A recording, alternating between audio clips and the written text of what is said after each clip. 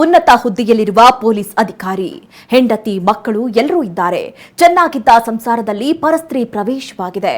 ಅದು ಕೂಡ ಬ್ಯಾಚ್ಮೇಟ್ ಆಗಿರುವ ಮಹಿಳಾ ಡಿವೈಎಸ್ಪಿ. ಇದು ಗಂಡ ಹೆಂಡತಿ ನಡುವೆ ವೈಮನಸ್ಸಿಗೆ ಕಾರಣವಾಗಿದ್ದು, ಡಿವೈಎಸ್ಪಿ ಕೌಟುಂಬಿಕ ವಿಚಾರ ಈಗ ಪೊಲೀಸ್ ಠಾಣೆ ಮೆಟ್ಟಿಲೇರಿದೆ.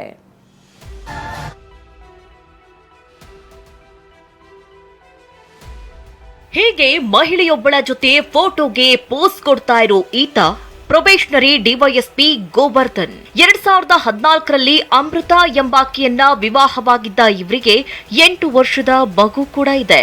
ಆದರೆ ದಿನ ಕಳೆದಂತೆ ಕಾರವಾರ ಸೆನ್ ಪೊಲೀಸ್ ಠಾಣೆ ಡಿವೈಎಸ್ಪಿ ಆಗಿರುವ ಅಶ್ವಿನಿ ಎಂಬಾಕೆಯ ಜೊತೆಗೆ ಗೋವರ್ಧನ್ಗೆ ಸ್ನೇಹವಾಗಿತ್ತು.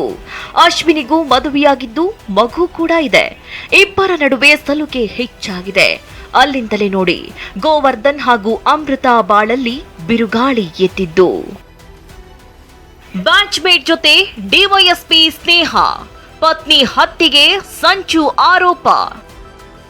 ಹೌದು, ಪ್ರೊಬೇಷನರಿ ಡಿವೈಎಸ್ಪಿ ಆಗಿರುವ ಗೋವರ್ಧನ್ಗೆ ಬ್ಯಾಚ್ಮೇಟ್ ಪ್ರೊಬೇಷನರಿ ಡಿವೈಎಸ್ಪಿ ಅಶ್ವಿನಿ ಜೊತೆಗೆ ಸಲುಗೆ ಹೆಚ್ಚಾಗಿದೆ.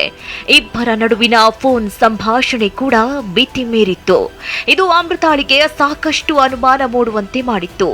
ಅಲ್ಲದೆ ಸ್ನೇಹಕ್ಕೂ ಮೀರಿದ ಸಂಬಂಧ ಇದೆ ಅನ್ನೋ ಸತ್ಯ ಗೊತ್ತಾಗಿತ್ತು. ಈ ವಿಚಾರವಾಗಿ ಗಂಡನನ್ನ ಪ್ರಶ್ನಿಸಿದಾಗ ಹೊಡೆದು ಬಡಿದು ಹಿಂಸೆ ನೀಡಿದ್ದಾರೆಂದು ಪತ್ನಿ ಅಮೃತ ಆರೋಪಿಸಿ ಹೈಗ್ರೌಂಡ್ಸ್ ಪೊಲೀಸ್ ಠಾಣೆಗೆ ದೂರು ಕೊಟ್ಟಿದ್ದಾರೆ.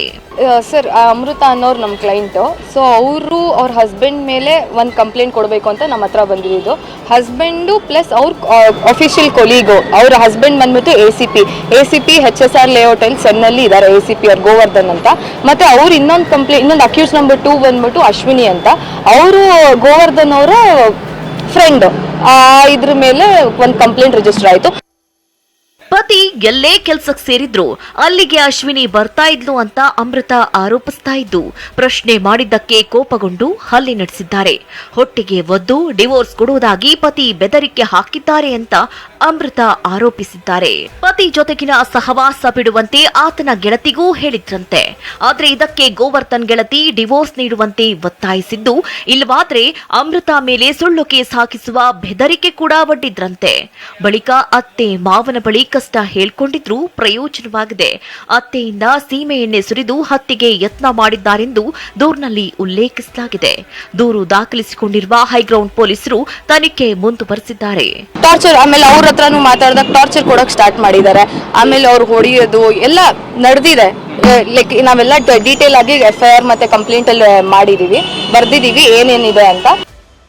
ಇನ್ನು ಇಷ್ಟು ಮಾತ್ರವಲ್ಲದೆ ಇಬ್ಬರು ಸೇರಿ ತನ್ನ ಕೊಲೆಗೆ ಸಂಚು ರೂಪಿಸಿದ್ದಾರೆ ಎಂತಲೂ ಆರೋಪಿಸಿರುವ ಅಮೃತ ಕಾನೂನು ಹೋರಾಟಕ್ಕೆ ಮುಂದಾಗಿದ್ದಾರೆ.